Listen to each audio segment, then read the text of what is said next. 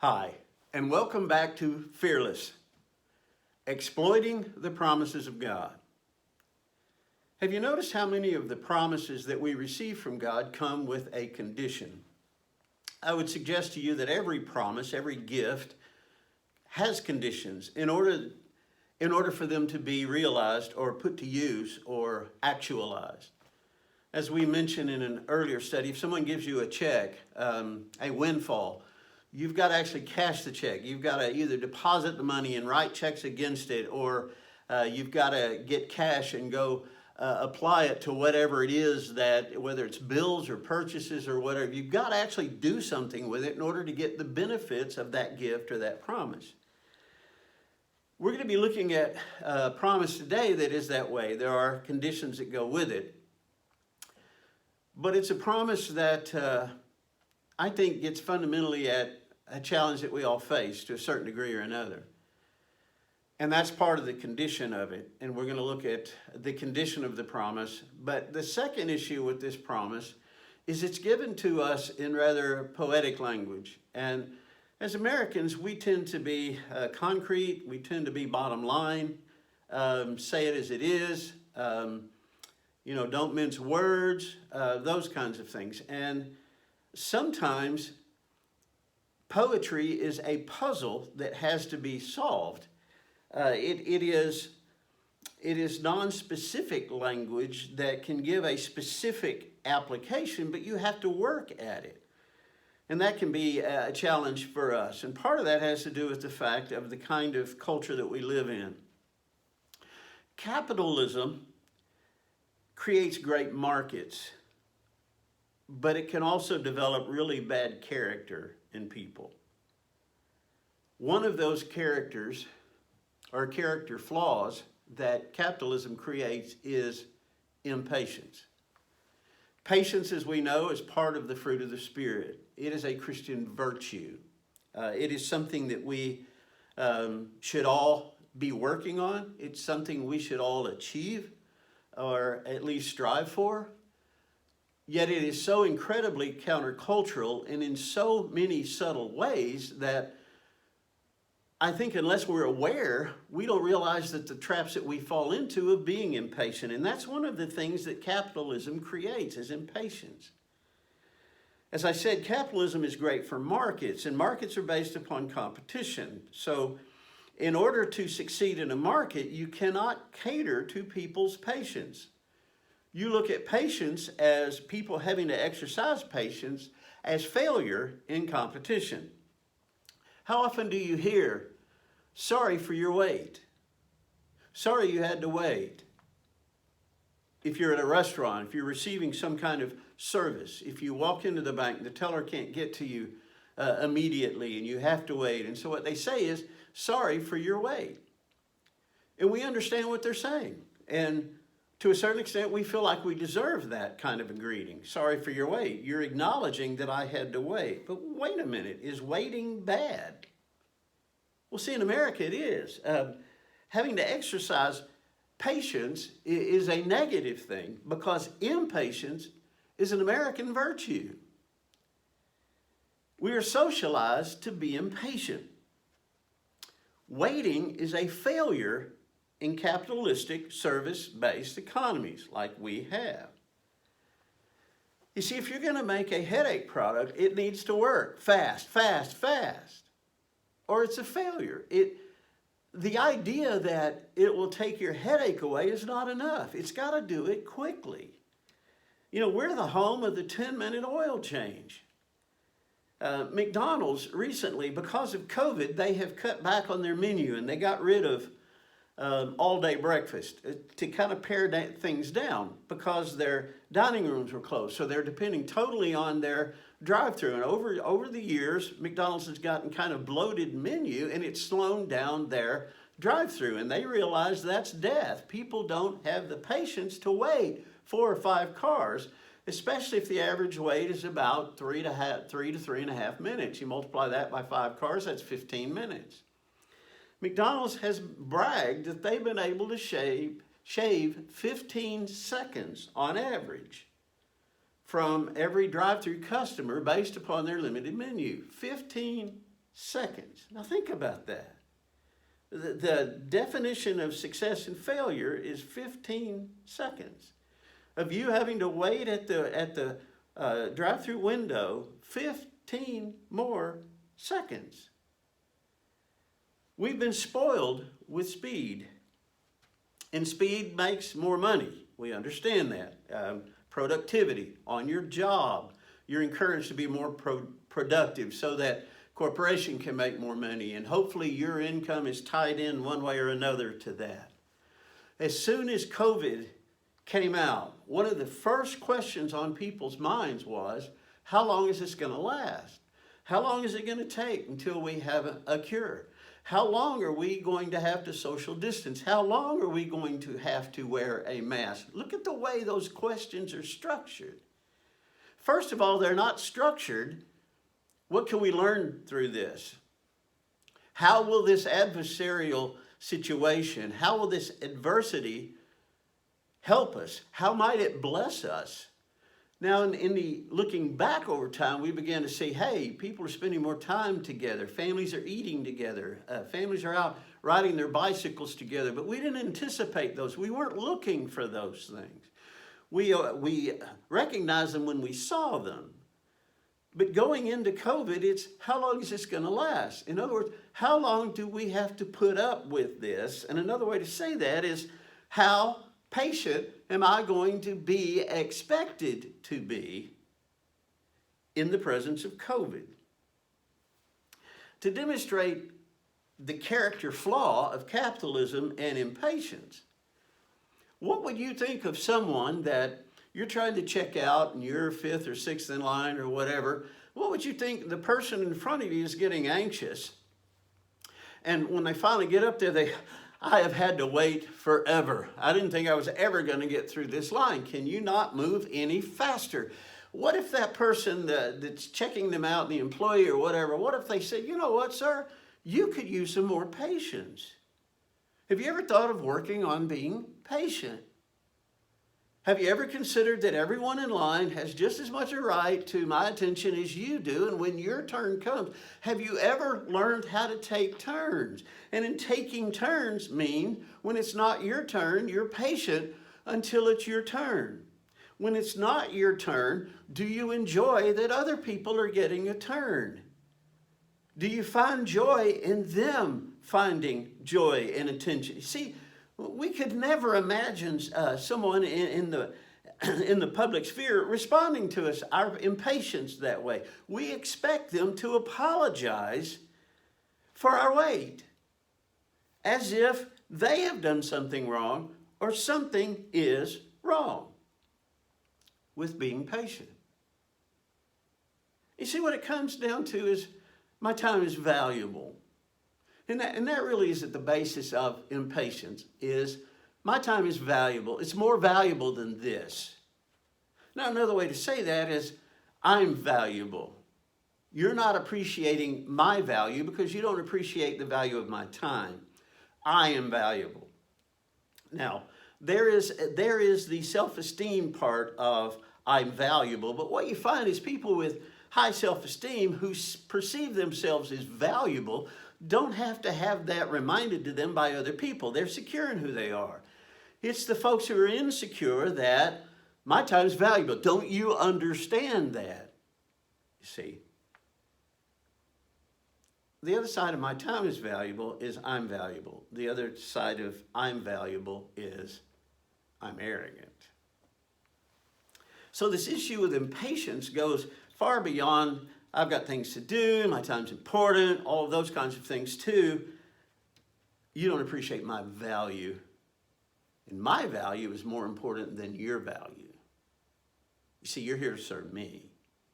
You're here to acknowledge my value. And that's why when you see people in public who are impatient, they may not realize it's exactly what they're expressing is, your time is not valuable, my time is valuable. Your time is not as valuable as mine is because I'm better than you in some form or a way, etc. Impatience undermines the promise continuum. Now, as we mentioned before, part of the fruit of the Spirit is patience. Patience. Now, patience doesn't come to us naturally, and the Holy Spirit doesn't just open our top of our head and pour patience in. We learn this. We develop this. But in order to do that, it has to be our goal. Now, understand, the promise we're going to look at in just a moment has to do with that. It has to do with waiting. Those who wait upon the Lord, those who are patient. Now, that goes along with, remember, that time span between promise delivered and promise fulfilled is not only constancy, it's not only steadfastness, it's not only dealing with challenges and all, it's patience. It's learning that I am not more valuable than this, that my patience demonstrates value. So, we can have up to 80 years of patience, 90 years of patience between when I first become aware of the promises and when my life's ended and I receive so many of those promises. 80 years of patience versus 15 seconds in a drive-thru at McDonald's. Do you see the problem here? Now, let me give this disclaimer. Right now, as you're watching this, I'm watching it at home with my wife. And I'll guarantee you she's looking at me. Ask her my largest character flaw, and she will tell you he's impatient.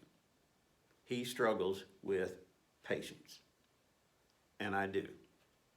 So if you want to see preacher filleted, here's the discussion for that to happen. And guys, I want you to know that I struggle with patience. What that means is I have been set up or have set myself up to fail when it comes to realizing the promises of God, because it demands patience. Success demands patience, as we're going to see.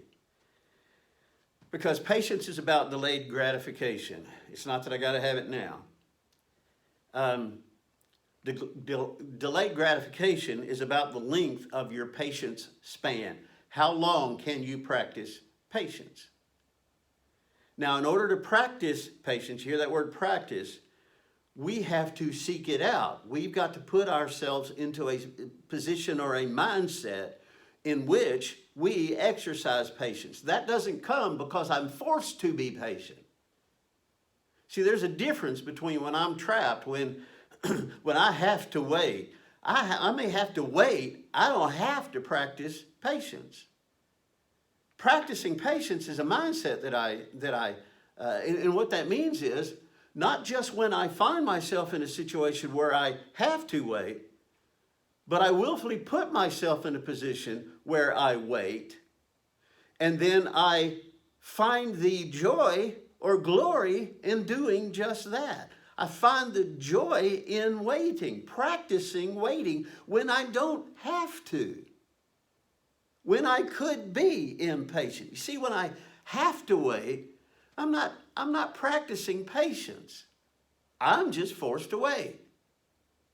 And if I have to wait, what I may be demonstrating is my growing impatience. So what we're saying basically about practicing patience, especially in our relationship with God, and especially in His providence, what He's doing, especially in the length of the gap, be it 20 years, 50 years, 80 years, 100 years between what He promised me and when He's going to fulfill that promise. And some of them are immediate. Some of them are built into, as we mature, we start realizing these promises. But some of them come, begin the day I die. So I've lived my whole life in patient expectation of God's fulfillment. And the greater the patience, the greater the peace in waiting. The greater the patience, the greater the commitment grows as I am waiting. But you see, when we grow impatient with God, and we've talked about how many people you know have fallen away, how many people have grown impatient. I don't think He's going to follow through with this. I'm going to find a shortcut. And sin is often a shortcut to finding our gratification immediately. What we're saying is God is slack. We're saying that God is a slacker. To fall away is to believe that God is slack. He's lazy. He's putting us through bad things just because he doesn't have the time for us. Or he's not willing to give us what, he's not answering my prayer right now, so he's slack. He's lazy. Or he's not really coming. I'm tired of waiting, tired of delaying. My time is valuable. I am valuable. God doesn't appreciate my value because he's not giving me what I want, or he's not doing for me what I want right now. He doesn't appreciate my value. Guess what? If he doesn't appreciate my value, I'm not going to value him. I'm impatient. I'm tired of delaying gratification. I am going to launch out on my own, and I'm going to find my own happiness. I'm going to go for the shortcut. 2 Peter chapter 3. Knowing this, first of all, in the last day, mockers will come with their mocking, following after their own lusts, and saying, where's the promise of his coming? For ever since the fathers fell asleep, all continues just as it was from the beginning of creation. I am tired of waiting. For when they maintain this, it escapes their notice that by the word of God the heavens existed long ago, and the earth was formed out of the water and by water, through which the world at the time was destroyed, being flooded with water. But the present heavens and earth, by his word, are being reserved for fire, kept for the day of judgment and destruction of ungodly men.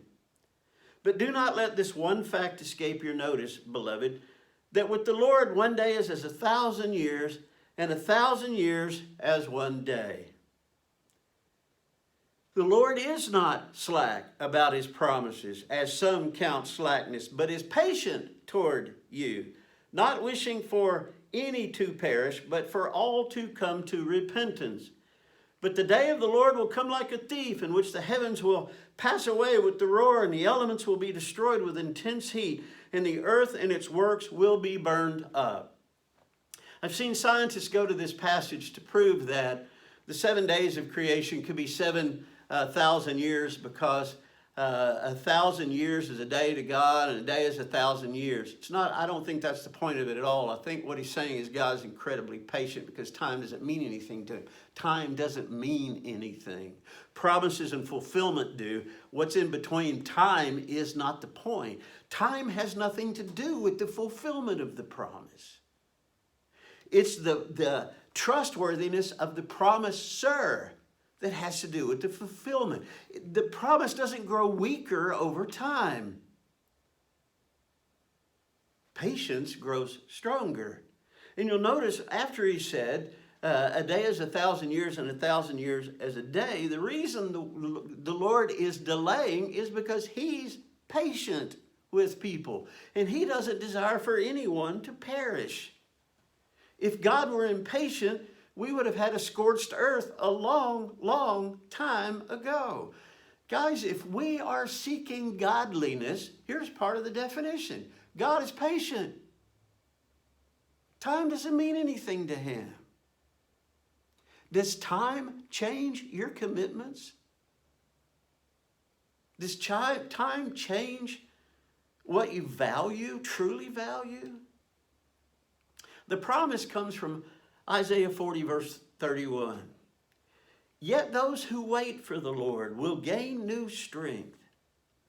They will mount up with wings like eagles. They will run and not get tired. They will walk and not become weary. Today's English version says, those who trust in the Lord for help will find their strength renewed. They will rise up on wings like eagles. They will run and not get weary. They will walk and not grow weak. Now, it's the poetry in there that I think sometimes we have trouble with, because poetic words speak very broadly. Now, they can have specific application, but they paint a bigger picture than just being concrete. For instance, if you were to ask a a simple-minded person, for example. When it says, they who rise on they will rise on the wings of eagles. They will run and not get weary. They will walk and not grow weak. A simple-minded person, concrete thinker, what does that mean? They're going to do well. Okay, yes, they're going to do well, but how well? And that's the beauty of the language. But we have to be willing to wrestle with the language, as it were, in order to see the beauty, or more specifically, the power of that promise. Now let's back up a little bit from verse 31 of those who wait on the Lord are going to gain new strength. They're going to mount up like on eagle's wings. They're going to run and not get tired, and they're going to walk and not become weary or weak. Now, moving back to verse 27, we're going to find the same thing happening here, parallel from what Peter did. Peter talked about they're going to be scoffers who are going to come, and they're going to scoff because where's God? I mean, things have always been the way they are, et cetera, et cetera. And then Peter launched into how God created things, how it started with water. And it's like, did he change the subject? No. Because the answer to the impatience is to not just go back to the promise, it's to go back to the promiser. Verse 27 of Isaiah 40. Why do you say, O Jacob, and assert, O Israel, my way is hidden from the Lord, and the justice due me escapes the notice of my God. He's not answering my prayers. He's not giving me what I'm asking for. Do you not know? Have you not heard? The everlasting God, the Lord and the creator of the ends of the earth, does not become weary or tired. His understanding is inscrutable. He gives strength to the weary, and to him who lacks might, he increases power. Though youths grow weary and tired, and vigorous young men stumble badly, yet those who wait on the Lord will gain new strength. We forget who we're dealing with, and that's why it's easy to lose faith in the promises. Now, let's go to Isaiah 40. Let's back up a little bit more. Verse 12, Isaiah 40, leading into this promise that if you wait on God, you're going to have your power renewed. In fact, the King James translation said, they will renew their power. You're going to be part of this process of renewal.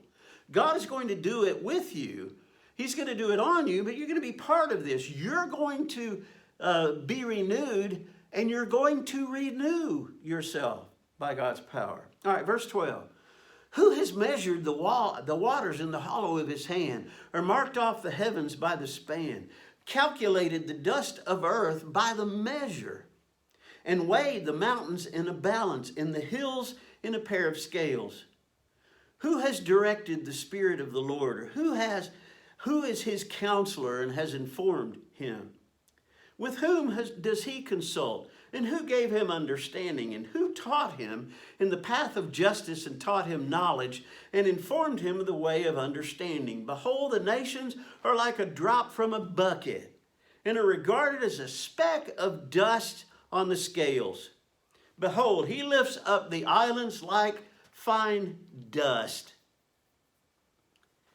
Even Lebanon is not enough to burn, nor its beasts enough for a burnt offering. All the nations are as nothing before him. They are regarded by him as less than nothing and meaningless. We grow impatient with the promise because we forget who we're dealing with. And every time people start waning in the promise, you're going to find biblical writers going back and saying, now who's the counselor to God? What planet means anything to him? I don't mean that he doesn't care about them. What it means is they're insignificant in comparison to him. Guys, when you grow weak, when you're tempted and tried and oft made to wonder why it should be thus all the day long,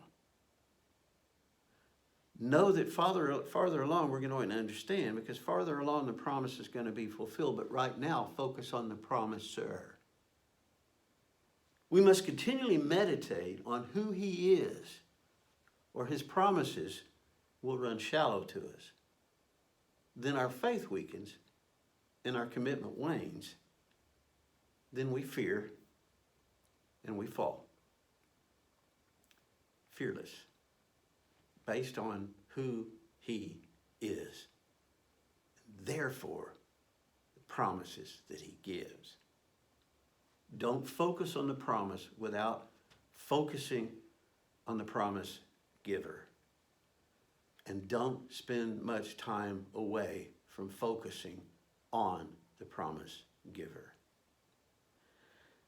Guys, we're surrounded by naysayers. We're surrounded by people who shake their fist at God. We're surrounded by people who do all kinds of godliness being glorified. And those who honor God as being called all kinds of negative things. Have you lost your ability to wince when people make arrogant statements against God? Have you lost your ability inside to say, oh, no, don't say that. Don't let him hear you saying that. Don't let him hear you thinking that or feeling that. You don't understand who you're dealing with. Oh, Lord, please, this person is talking out of ignorance. Do you withdraw in fear when you hear celebrities, when you hear politicians make such arrogant statements against God's nature, against his sovereignty, that they think they can defy him? Does your heart not go out? Do you not wince and fear for them? Because they don't know what they're talking about. Because they have forgotten or don't know the promise giver. And we just had Isaiah describe him. What is their significance? Contrast to his. Those who stand up and talk proudly of moral rebellion and debauchery and just ethical bankruptcy, and they're cheered on. How dare they? They don't know whom they're dealing with. And there's a promise for them as well. There's a promise of what's going to happen when they stand face to face with Almighty God. Where will that arrogance be then? It'll evaporate because they're going to be on their knees, groveling. Because they either forgot who he is, or for the first time in their existence, they now understand who they're dealing with. That's why Peter, that's why Isaiah, that's why you're going to find it over and over and over. When we're focusing on being patient with God, when we're focusing on why isn't he come to my rescue? Why isn't he answering my prayer? And by that we mean right now in the way that I want it. We forget who we're dealing with. And we forget how patient he is with us. Don't focus on the promise without first focusing on the promise giver. Every sin of man, every rebellion of man, every fist in the face of God of man reflects a misunderstanding of who God is. But Isaiah tells us those who wait for the Lord, that's patience. That's being still and know that I am God. Brothers and sisters, I've lived 6 decades on this planet, and I haven't made a whole lot of progress in patience. I need to learn it because it's part of the fruit of the Spirit, and the Spirit will give it to me if I will welcome it and receive it. If I will learn to wait. If I will learn the value of waiting. Would you ever consider waiting if you did not have to in order to learn patience? I'm going to ask the question again. Would you ever consider waiting in a situation that you don't have to in order to learn patience? Is efficiency superior to patience? Why would I want to wait when I don't need to wait? Because if I don't wait, I can get more done. That's being efficient. Is efficiency superior to patience? Let me put it to you another way. Is efficiency fruit of the Spirit? No. Is patience? Yes. Then which is superior? Which is evidence of being God-like? Patience or efficiency? Guys, I love efficiency in certain areas of my life. And my impatience goes along with that. If I can get this done, I can get this done.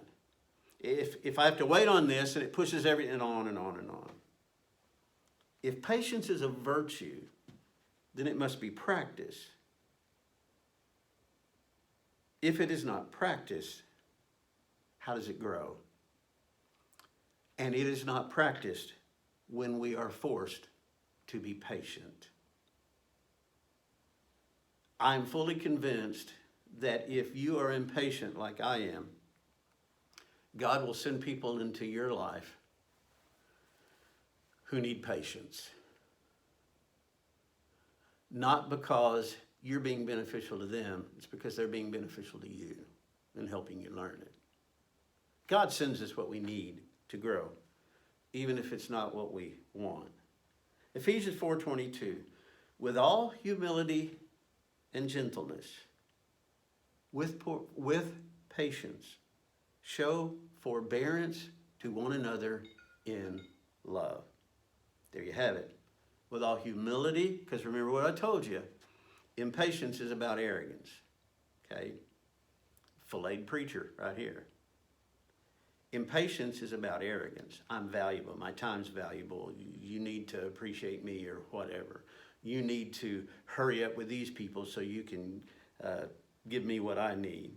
With all humility and gentleness, with patience, showing long suffering to one another in love, practicing. So what I need to be doing is saying, Lord, teach me to be patient. But not just teach me to be patient, because see, that can put me in a situation where I have to wait. Lord, help me to appreciate patience. Help me to value patience. Help me to value forbearance through patience. But not only that, Lord, help me to do it with humility and gentleness. Because I can be proud of practicing patience. I can be proud of condescending. I'm going to be patient to you even though that's not my way and you kind of don't deserve it. I'm going to put up with you because I'm being a good person. Versus humility. I am going to be as patient with you as it takes because you're more valuable to me than I am. Paul told us in Philippians, consider all people better than you. It takes self-esteem to be able to do that. It takes humility to be able to do that. Practice patience. Guys, I'm looking at you and I'm talking to myself. And it hurts. It hurts to acknowledge that I'm not a patient person. It hurts to acknowledge that I'm not demonstrating part of the fruit of the Spirit. There are situations I can be patient in. There are situations where I am incredibly impatient. And sometimes it's with the people that I love the most. As I said, we don't do well with the last part of this promise of mounting up on the wings of eagles and all that because poetic language is tough. It requires work. It's like a parable. You have to pull away the layers of the onions to understand. But he gives us these promises. Those who wait on the Lord, that's the condition. Those who practice patience will renew their strength, will mount up on eagle's wings, will run but not grow weary, will walk but not faint. They will renew their strength. You'll never run out. Impatience is the fear of running out of time, energy, etc. Patience is the security that you're going to have all you need. You're going to have all the time you need. You're going to have all the energy that you need because God's going to supply that. Their strength will be continually renewed. Guys, if I could go outside and start running and not run up to the high school, not run 3 miles, not run 5 miles, but if I could leave my house and run to Florida and know that just about the time I think I've reached my limit, my energy will be renewed. And about the time I think I've reached my limit the second time, it will be renewed. And I can run nonstop all the way to Florida. Then I'm beginning to understand what God is promising if I will wait. But the thing is, he has to demonstrate we've run to the limit of what we have before we understand it's his power. You see, if he empowers us without us coming to confront our weakness, we don't see his power. We just think we're being powered. They will mount up with eagle's wings. One of the interesting things about eagles is they fly toward storms. Eagles can fly high enough, and they use the wind that comes from a storm. They can lock their wings, and they don't have to flap or anything like that, and they can lock them out and relax. And they can use the winds to get higher and higher and higher, and they're not exercising anything. And what they know is those winds will take them above the storm where the calm is. And so they end up with incredible altitude and incredible peace by using the storm to lift them. Mounting up on eagle's wings means we don't run from the storm. Most of the birds run from the storm. Most of the animals run from the storm. And the eagle understands the power of the storm to transpose him to higher heights. So he doesn't run from the storm, he uses it. If we wait on the Lord, we don't run from the storms, we use them. We don't grow impatient with the trials, we use them. And they run us sometimes to the limit of our abilities, and that's when we are renewed in our strength. That's when we rise above. But we go toward the storm because the promise is we will mount up on eagle's wings if we wait on God. We'll run, but we'll never run out. Those who wait will run and never grow tired. They'll walk and not grow faint. And there's kind of that, duh, if they can run, they can walk. What he's saying is, in any situation, if running is what you do, if walking is where you are, if limping is where you are, if crawling is where you are, you're going to start in a crawl. You're going to mount up on eagle's wings. You're going to fly above the storm. If you wait on God and his renewal of your strength. And when does he do it? When did God part the Jordan River? As soon as those priests carrying the Ark of the Covenant put their toes in the water. He didn't do it 5 miles away. He didn't do it.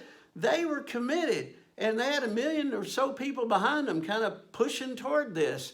It was either God's going to do this or we're going to drown. And he came in with his power when they had expended theirs. This is as far as we can go.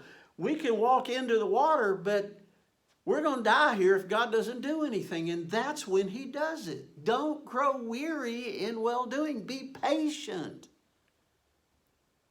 Because he's going to renew you when you take your last breath. When you have taken what you believe to be your last step, he will renew you, lifted up on the wings of eagles, flying into the storm to overcome it. If you'll wait. But not just if you wait. This is not begrudging waiting. This is not begrudging patience. This is embracing patience. Not only am I demonstrating godliness in being patient, I see the beauty of what it makes in me. I see the beauty of what it shows other people when they see the Spirit living in me through my patience. When they say, sorry for your wait, and I smile and say, why should you be sorry? Waiting for you is a good thing. Waiting to interact with you is worth time. And I'm glad that we have this moment together because you are worth waiting for. The promises are worth waiting for. Salvation is worth waiting for. Eternity in heaven is worth waiting for. Will you challenge me to not just increase in patience? Will you challenge me to grow in my love for patience and developing patience? If you'll do that with me, I'll do that with you. Can we work together toward that? Brothers and sisters, I desperately need it because I may be the most impatient person I know. I don't want to be. It's my nature, but I want to be different. I want to wait on the Lord and love every second of it, knowing that when the storm comes, it'll pass and I'll fly over it. I hope you have an empowered day. I hope you have a fearless day. I hope that you will be renewed as a result of our time together. I hope you will embrace patience. I hope I will. Pray for me, please, and I'm sincere in that. Pray for me to learn to love and embrace patience. And I will pray for you. And as we do, we will stand firm until the Lord comes again. And it will be glorious. I love you. Look forward to seeing you soon. In the meantime, you're right here. God bless you.